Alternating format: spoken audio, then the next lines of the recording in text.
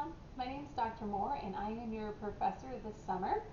This is for our first week of class because I am currently out of state, and so I'm going to be recording this video to walk you through the syllabus and your first assignment. Each week this summer you'll find information about the class and announcements, and there'll also be down lower on the side menu on eLearning a link to our live agendas. This first week's a little bit different. I have a couple of slides that I'll walk through as we set up the course, look at the syllabus, get you some key information about grading and e-learning and what you're going to need and are required to do. For those of you that don't know me, I know I've met a couple of you. My name is Dr. Moore and I am on faculty here in JSOM. I also used to be the program director. I'm kind of excited that I am now no longer, and somebody else gets to do the work of managing all the tests. And instead, this next year, I'm focusing in a lot on Faculty Senate, which is a lot like student government, and I'll be secretary for that. And then the other thing that I'll be doing this coming year are multiple initiatives with generative AI. So you're going to hear me probably talk a lot about that summer. I'm thinking most of you already knew that, but if you didn't, don't be surprised. It's a comm class, but we're going to hear a lot about that. Well, usually one of the first good questions is, are we taking attendance? And the answer will be no. So I have an attendance policy in the syllabus.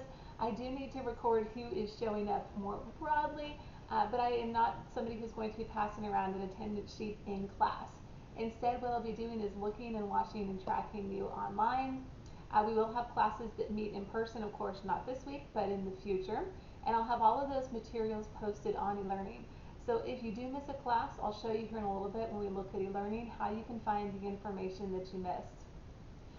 The other things that will be in person will be that we'll have 2 quizzes. They're no longer tests, and there used to be 3. There's no longer 3. There's now just 2 quizzes that aren't worth that much in the testing center. And I'll have agendas and setup for you on that week. And then we'll have the group presentation. That can be done online or in person. That will be up to you. So let's look at the syllabus. The syllabus is going to be posted on eLearning, so I'll pause here in a second and we'll talk about a couple of big things before we click over to that. My office hours for summer are a little bit more varied. So you generally are here right before and after class. I am still teaching the BCOM lab for the last time this summer, yay. And that means I'm less worried about email than I normally am. Just let me know you're in 4300 in the subject line. And I'm also okay with messaging me on Teams. In fact, if it's a yes/no question, sending me a message there is a whole lot faster than sending an email. It's also way more what you'll probably be experiencing after graduation with communication. The point of this class, so 4300, is to be an advanced professional communication course, which means we have 3 big goals that we're trying to get at in this class. First is understanding communication as a leadership skill that can be developed, and then apply lots of different communication styles and strategies to scenarios. So when I mentioned just a second ago that Teams is becoming, or Slack, more popular than just sending an email, it's understanding that communication is going to continue, and it certainly has flexed a lot. And we need to be able to apply our communication skills to different types of people, different types of workplaces, and different expectations. I know there's other professors who would not want you to be sending them messages on Teams. The second big objective is evaluating the role of leadership communication in organizational culture, change, and conflict resolution. That goes a whole lot into the second half of this class, and what we're going to be doing is looking at that in the context of real companies. So later in the semester, the one big project is looking at something that's happening within a company that's going through some kind of change. You'll see it in the culture, you'll see it in their mission and vision statements, you'll see it in the way they're communicating externally, and then usually that's going to involve some kind of conflict if it's gotten to be enough of an issue that you've heard about it. And then the last one is throughout the course of the semester, we're going to work some on professional development, but what I would call more high-end professional development. These are the kind of things that some people pay a lot to take after graduation, and I know you're getting it now before graduation, but I'm hoping you can go ahead and start to apply that, and I'm going to give you multiple opportunities to do that. So that means we're taking some theories in comm, but this is not a theory class. Instead, what we're going to be doing is identifying best practices for things like how do you communicate your strengths in your resume or on your LinkedIn, how can you demonstrate effective interpersonal skills, What does emotional intelligence look like in the workplace? All of these should really help you as you're refining and getting ready to go on the job market. All right, next big question, if we were on the syllabus, which I'll show you in a minute, is going to be our book. We do use a textbook for this class. Most people buy it completely online, and most people do not buy it through the bookstore. They buy it through Sage Vantage. I'll show you where to click on that in just a second. This book, Introduction to Leadership by Peter Northouse, is actually one of the most popular books in business schools across the entire United States. And I'm assuming nobody in here has read it for fun, but it's a pretty accessible, informative book. And if you were, I know they use it at UT, at all sorts of schools all over Texas as well as the nation. You have two options. Most people, what they do is they pay $48 for digital access and ebook because that's also how you access the quizzes, the activities, the assessments. We negotiated that down, and I'm pretty happy with the price on that. You'll also have a grace period where you can start completing chapters before you pay for it. You again are welcome to use it through the bookstore if you want, but that will take a couple of days to get the code. Once you're in there, you will see that it has videos and quizzes, knowledge checks, chapter tests, self-assessments. Just the chapter tests are limited on the number of attempts. They're also worth the more. They're kind of like the short quizzes. Everything else is unlimited attempts, so I'd really encourage you to try and maximize your score on the unlimiteds. So let's look then at how to get to that, and I'll show you how to get signed up. All right, let's see, we're here on e-learning for summer. One tip is that if you're taking a 5-week and a 10-week class, you'll want to toggle over to this one. Once you're into this class, if you go onto the course homepage, right up at the top, you'll see a link that says register and access Vantage/textbook here. When you click into that, it should take you automatically straight through. I'm going to sit and watch mine slowly load to what the course looks like, and you can, this is actually what it'll look like for you as well once you've signed up for it. And you'll see right there, there's the first reading. My recommendation, click there, and then it'll work you through first that unlimited attempts thing, a video activity, the knowledge check that's worth 1 point in global attributes. You know, as you just keep going, video activity, knowledge check. So it really takes you through it pretty much step by step, so you can get all of the points clicked out like this. It looks like a lot, but if you go back and just access, let's say the table of contents, you would see, looking at chapter 1 there, it's just going to click you through each one of those things. You're not allowed, you're allowed, but you're not required to do the critical thinking check that is grayed out. All of those grades will also push through onto e-learning. You can read offline if you want, but since you have to do these activities that are worth points, I personally would probably not do that. And then there's flashcards. I think a lot of people don't realize that. The only thing with the flashcards is some of these will be what I'm teaching, and some of these, in fact, if I look ahead here, we'll go that one. This one, I'm not requiring you to know, but there's some of them that I will require you to know, and it is kind of nice. That one I don't require you to know. So I would know these are there, but also know many of them are probably not entirely relevant to what we're learning in the class. If you're back on e-learning, there's also a link that you can click on and go through to the bookstore, and that will take you to our book to purchase it there. And if you get stuck at all, you'll see way too much stuff over here. On the menu, there's an option that says Vantage Info. That will get you into how to access it and also the information for customer support. If you need any kind of support, for example, let's say you switch class sections and need to switch your Vantage, contact them. They'll be a lot faster if you open a ticket and go through their process than if you email me, because then I'm just going to have to tell you and help you open a ticket. So the best thing you can do if you get stuck on Vantage at all, if you have technical issues, go back there and contact Vantage. Well, that should take us to the first page of our syllabus. Let's actually open up that file now. And you can access this on Coursebook. It is also on e-learning over to the side. I know probably a lot of you are watching on your phones, and this is going to be tiny. You will see up at the top standard information. Our class meets Tuesday 6 to 9:45, but there's going to be a lot of days where we'll have activities or other things where I think we'll get done maybe a little bit early. I've had a lot of weeks where somebody stays till the end to work on stuff for conferences, but a lot of people leave earlier. So there's the outcomes we already went through, textbook we already went through. On the second page, you're going to see a list of all of our assignments for the semester. And I'm kind of feel almost bad for past semesters, but you will see that we have cut this down. So the class activities are both in or out of class are now worth 70% of the grade, which should help grades. It's got the Vantage, the self-assessments.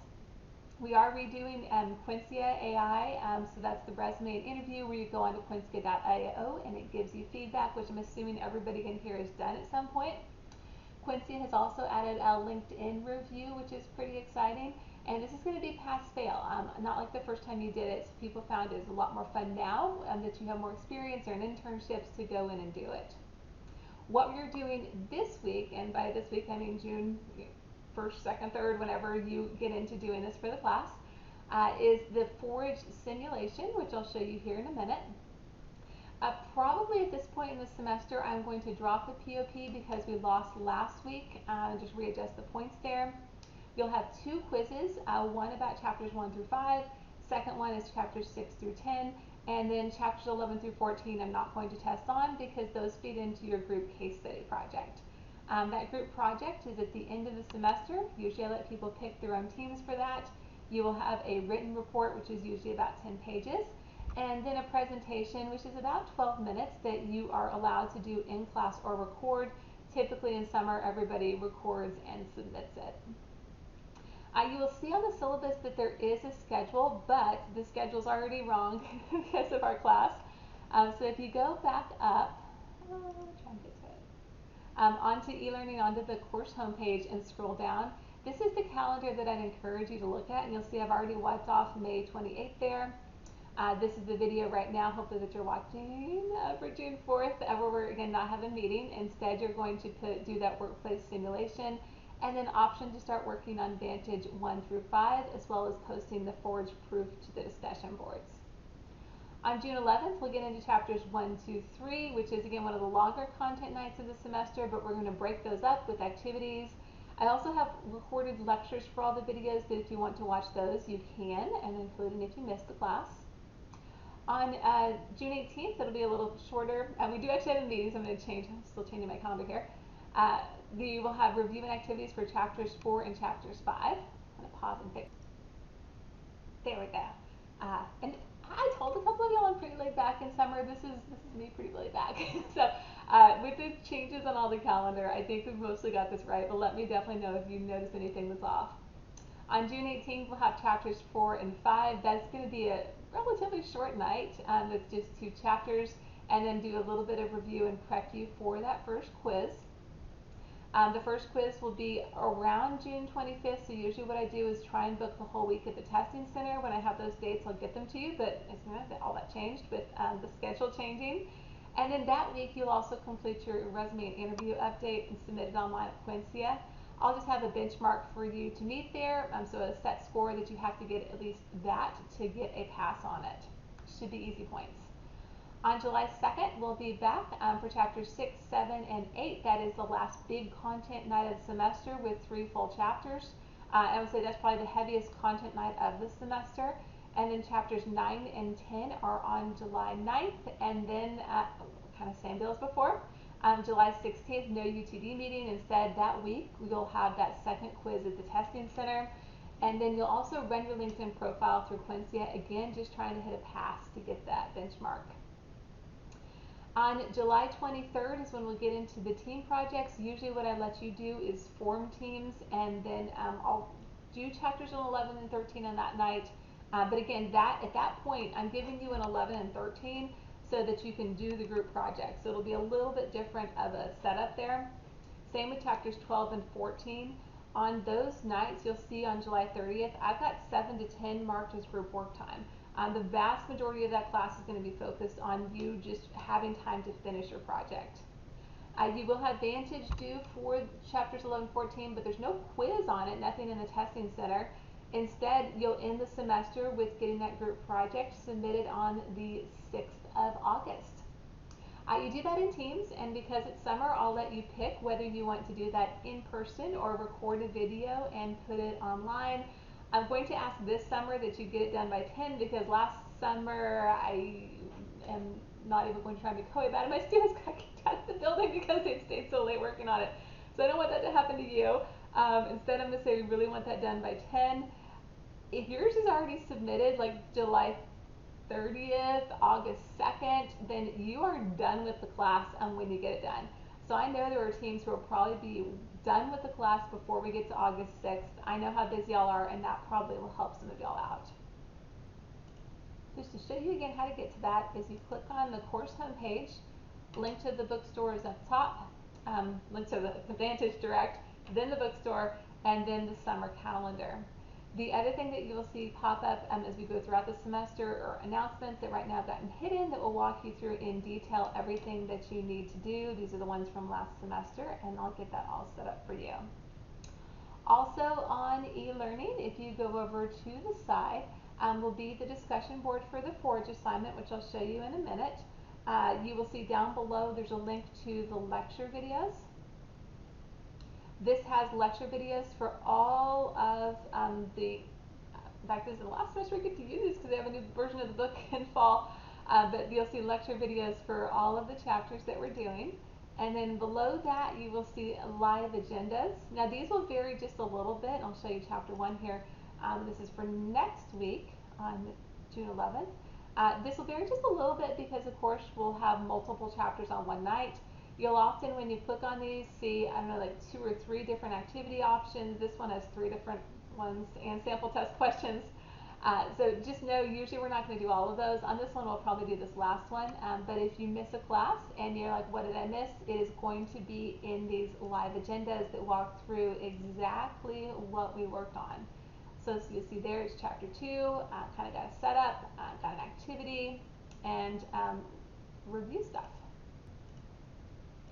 Going back to the syllabus, we went through the calendar, going down, down, and down. General policies are there, like I said, announcements on e-learning, office hours, usually for summer, people are going to hit me up before and after class, message me on Teams. Otherwise, this summer, I'm going to be at the pool a lot more than I'm going to be on campus because I am off contract other than the Tuesday night class, which, yay. And I'm hoping y'all are able to have some fun this summer too. But that means you won't generally find me in my office, let's say on a Monday morning. That's what I'm saying, message me on Teams. One of the easiest ways you can do it. It's got other details on there, but I don't think there's anything too relevant. I think at this point everybody knows there's no extra credit in BCOM courses, university policies if you want to contest. Only submitted assignments were graded, which I think is pretty obvious, but I had a huge issue with that like 5 years ago, so you have to turn them in to get a grade. And then I would encourage you to review the rubrics. With late work, if there's something going on in your life where you have to get it late for Vantage, just let me know. I'm pretty flexible on that in summer. Hopefully nobody drops the class and takes me on fall and wants all that, but for summer, it's fine. We're not doing the group evals or the peer reviews, we're dropping that. And then the discussion board, I've got deadlines built in on e-learning for that you'll see there.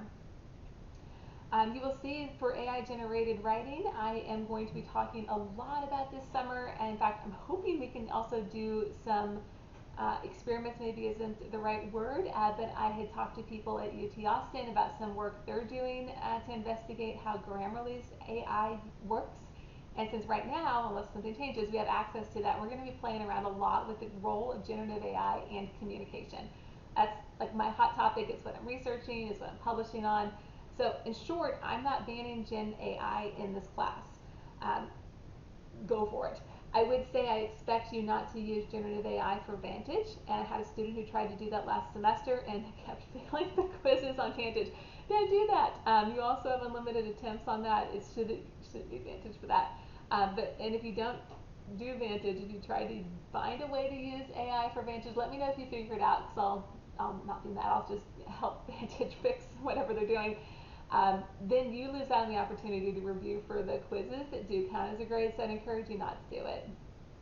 But otherwise, I would encourage you definitely to use Grammarly's generative AI with the prompts like improve the paragraph or for brainstorming. I will show you how to do that. You're allowed to use generative AI for the report and the presentation. But we're going to look at that this semester and the differences. I'm going to make this YouTube video private, but I'll tell you, I was in a meeting with Gartner this past week, and it was a little bit off the record, so I'm sending this video to private. Nobody else will see it, don't share it. But Gartner was telling me that they have a policy right now where their employees are not allowed to use generative AI on presentations, not on the slides, and nothing external.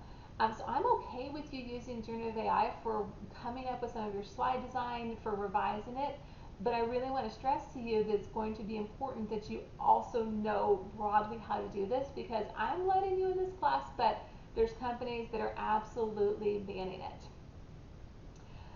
You're also responsible, especially on that report. I think the biggest thing there that came up last semester with me allowing it is, and I'm sure this is why Gartner does this too, you're responsible for the content in your presentation, and since it's a presentation and report about a real company, about a real event, generative AI just doesn't work that well on that, so you need to be smart about how you're using it. I'll show you all that this semester.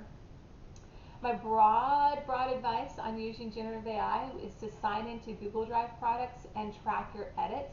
I think we're going to see, I signed an NDA, but I'll just say I think we're going to see from a really good company a tool in fall that's going to help track this for us. But until that's out, I would sign into Google Drive, track edits, make your documents for classes. If you're in a team project where everybody has to do that. All right, assignment list is there, quiz details are there. I will go back into the quiz details when we're in person. Right now, just know that it's nothing crazy. Multiple choice, true, false, usually like 60 questions, and you've got 90 minutes in the test center for that. Not taking attendance. I say that I reserve the right to place you in a group, but in the past, how many years have I been here? 7 years. I think I've had like 2 classes where I've had to do that. The other reason I am less worried about that is you're going to see that you are allowed to, keyword, fire people this semester if they're not working in your group. But you do have to consult with your supervisor, which is me, to just, I know you can't just fire people for funsies. You have to have a really good reason, and usually every semester I have at least 2 teams, or maybe 3, who release a couple of people, and then what happens is those people who are released from their teams form a new team. It's not a bad outcome. I think that's actually a really great outcome, but it's part of working in a team in the workplace, and we're going to push you through on that. All right, that is all the syllabus stuff on the class that we're meeting together. So we'll go back here to our schedule, go to the course homepage, go to the 11th. I will set this up with what you need to know about studying for the quiz and everything that's going to be happening for that. You'll see, if you want to look ahead and you're in the Unit 1 folder, that there's a study guide, and again, that is just a quiz now. There's a review there, there's a practice quiz for the quiz. I'm giving you way more than you need, as well as all the lecture slides. So everything's pretty organized. I think one student said I'm like the most organized, but I don't know about that. It's because I work with the team and they all help me stay organized as part of it. But you'll see that first time we'll see you in class together is on June 11th. Alright, so all of that said, we're at like the 20-something minute mark of this video. Let's talk about what happens on June 4th. So you're watching this video, so this is the normal intro part of the course. It usually would have taken a little longer, because it would have been introductions and some activities. But instead, you're getting the short version of it, where I just talked for 22 minutes about the syllabus. And then the rest of tonight's class, so the rest of the June 4th class, is for a workplace simulation that I am super excited about. So let's look at that. What you're going to do is go onto the discussion board, and this will take you essentially the whole night. When you get there, it looks like nobody's done it yet. You will see up at the top it says Forage Simulation Discussion Boards, and the full instruction link is right there. When you click into that, you'll see the instructions for this assignment. Forage is a pretty cool company. They started during COVID because they're trying to find a way for students who can't do an internship to still get some company experience. And what I know that's kind of unique about BCOM is, of course, we always have a couple people who go into communication, but most people, that is not where you're going to go with your career. But I want you to have the skills that you need specific to your field. And we've always, as a program, really wanted you to think about, like, well, what is Power BI or Excel or Access, whatever you're using, play into the role of communication. And the cool thing about Forage is they partnered with companies to provide you with these simulations that you can go and do. Most of them are Fortune 500 companies, to explore careers and industries, but also apply your skills and come up with these in-communication projects. After doing the simulation, you are allowed, or you don't have to, but some people list it on their LinkedIn or their resumes, and then Forage will also have an option where you can click through and apply automatically to internships through Forage, and people can see the work that you did. So if you're on the job market, you might go ahead and try it. The assignment deliverables is that you will do one of these simulations. I'll show you it in a second. And then you're going to have some screenshots of what you did, a certificate of completion that you get by doing it, and then a short summary. On the instructions, I'm not going to play it during this video, but there's a short video that you can watch that will explain how to sign up. And let me get this open for you here. When you click through to that link with Forage, you will get to a landing page that is customized for UT Dallas. There, it loaded. I feel like since the power went out at my house almost this entire week, it's like everything's still moving slowly. You will see the sign up at the top there. It is free. Let me just repeat, free, free, free, free, free. Do not pay for any of this. And then when you scroll down, you're going to see a bunch of different companies that have various simulations. Now I'm going to pause right here at this first one. You're going to see we've got JP Morgan, investment banking, Lululemon looking at omnichannel marketing, and then JP Morgan again with software engineering. I just want to highlight that you will see for that first JP Morgan one, it is marked as an advanced course. Students who did it in spring, some of them found that the more advanced or even some of the intermediate ones for, let's say, software engineering were pretty challenging. Let me show you that. So I've clicked on that JP Morgan software, and you're welcome to do this if you're ITS. You'll see that it takes 5 to 6 hours to do the simulation, and there's certainly shorter ones, but we had students last semester who were like, oh, absolutely, this is what I really want to get done. JP Morgan created this, and when you scroll down, you'll explain you do all the tasks. The tasks for this one are going through some doing modules, learning about it, option to fix the script. So again, like, do you know how to do it? Fixing the script again on the second one. Then we're getting more into the BCOM side of this, so downloading the tools and files that you need to create live graphs, and then going in and finalizing or contributing to the project. So if that's you, go for it, but I know that's not me. You might look at some of the other ones that are on there. I think the one for data analytics and visualization was pretty popular last semester. You'll see that one should take you like 2-ish hours. Excel skills for business, or auditing for KPMG for accounting people. But if you just click and load more, you're going to see there's about 168 different ones in there. The other thing that you might do is if you have a specific company that you're targeting, go for that, or go over to your career interest drop down and then go into, like if I'm picking an alternative career, what do I pick? I'm picking one that would be interesting to you. Project management today. When you do that, you'll see here's I think this would be a really good one, 2 to 3 hours from Accenture, although I'm stuck on JP Morgan today.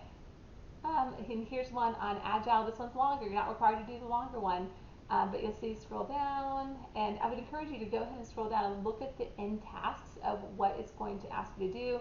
So this one is a quiz about waterfall and Agile. This then you're doing a drag and drop task to about Scrum, and then writing user stories using Trello cards. So again, almost all of these are going to get you to some business communication output with it. And then number 4, you're meeting your imaginary supervisor, and again, prioritizing your story. So it's creating story cards, and I love that. So what you're going to do then is you pick one. Let's say you pick this one and you're like, oh, I didn't have to do a 4 to 5 hour one, but I want to. All right, that's just me. But you find a company you like. In fact, I'll just pretend we'll stick with that one. You find a company that you like, and then you're going to go back to e-learning.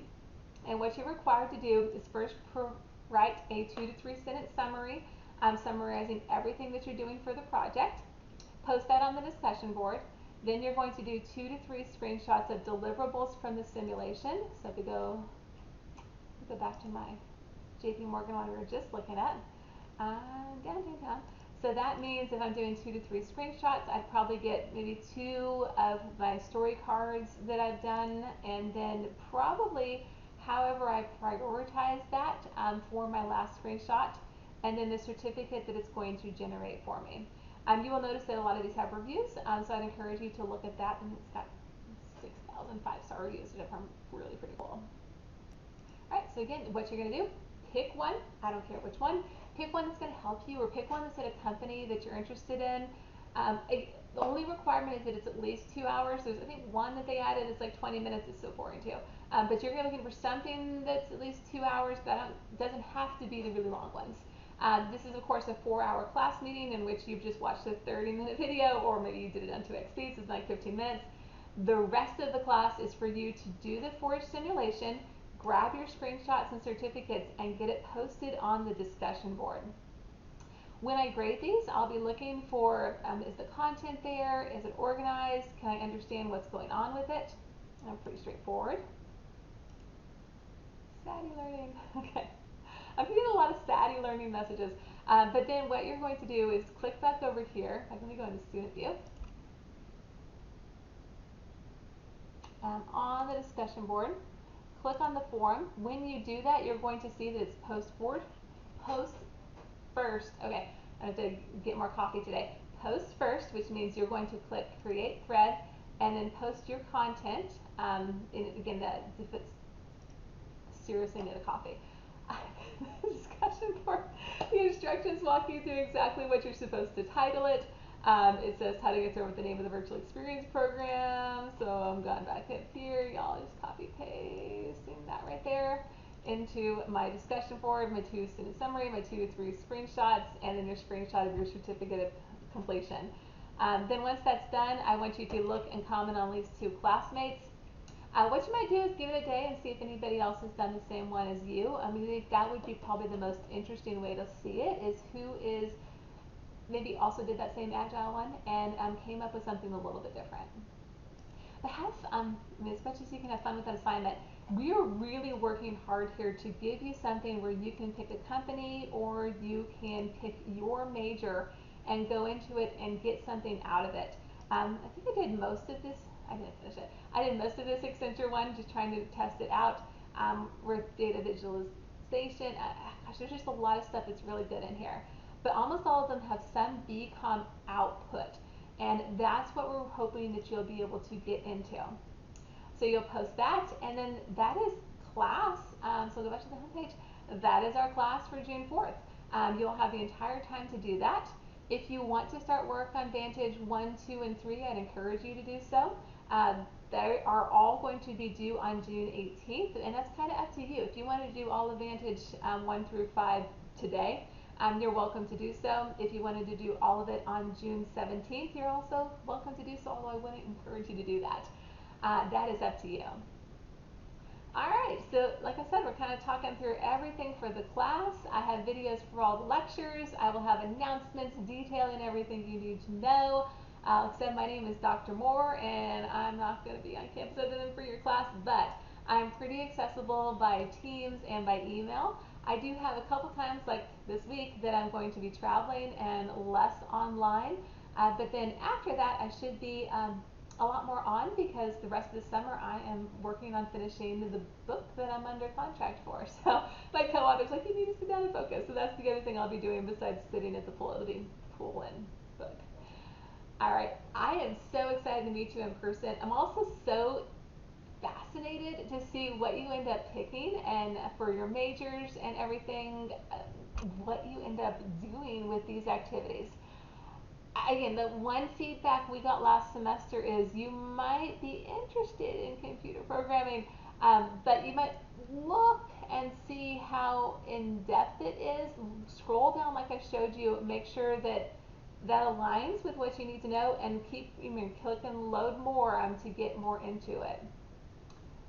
Working at a startup, fun for your life. But there's a lot on there that you're welcome to play with and explore. Pick something that's interesting to you, something that's going to move your career forward. And like I said, it's optional if you want to go ahead and click that button to put in your application, but I'd encourage you to do so. I know that there are students who've gotten positions or at least internships or at least interviews out of this, so go for it if you're so interested. All right, like I said, my name is Dr. Moore. Textbook link is there, so sign up for that. Go over to the discussion board and do forage and check out the calendar. We will be in the classroom on June 11th at 6 p.m. assuming there's no additional crazy weather or anything. And on June 11th, we'll go through chapters 1 through 3. Lots of activities. This is me probably talking the most I'll ever talk straight, which is 34 minutes right now. And then again, like I said, I'm so excited to meet all of you in the classroom on June 11th. Have a great week and have so much fun with those forage simulations.